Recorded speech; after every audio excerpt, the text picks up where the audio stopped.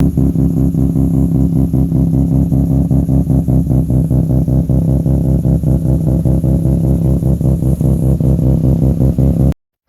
so this morning's mission is to replace the wheel bearing on my Falcon.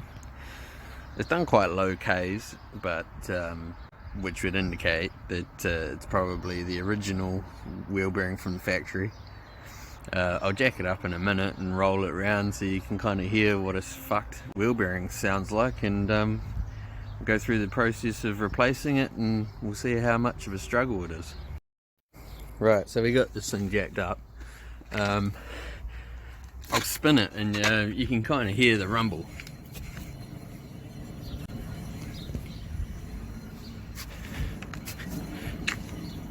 That's terrible. It vibrates through the car. It sounds like you're winding up into warp drive, and it's no good. It's no good at all. For those of you that don't know how to actually check, simple check is jack it up and then grab it from both ends, and you can actually feel a bit of play in it, and if there is play, then you know that it needs to be replaced. Another way as well to make sure is to spin the wheel, grab a piece of suspension, and you can actually physically feel it vibrating through it. Right, so now the plan is get the caliper off, get the rotor off, pop this little cap here, undo the fucking hub nut, and if all goes well, the wheel bearing will just fall off. If all doesn't go well, I've got that cold chisel there to smack the fucker off.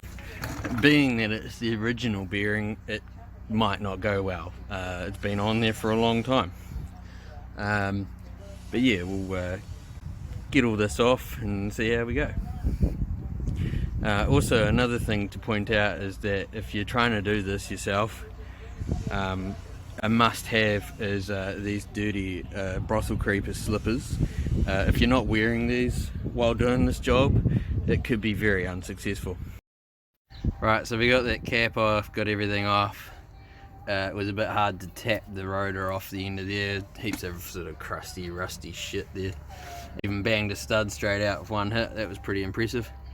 Yeah, so I mean, now you just got to undo this. Hopefully this actually comes off the shaft all right.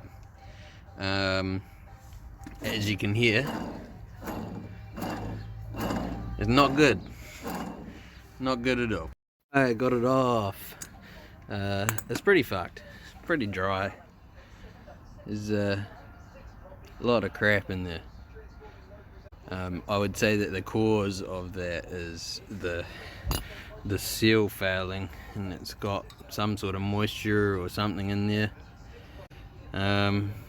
But yeah, I mean, it's the original one, so you can't blame it. It's done 173,000 Ks, so yeah, pretty good going. Now all we got to do is clean this shaft up a little bit, make sure that's all nice and clean, slide the new one on, put a new nut on it, do not use the old nut, smack everything back together and go for a road test, and hopefully it's quiet as a mouse.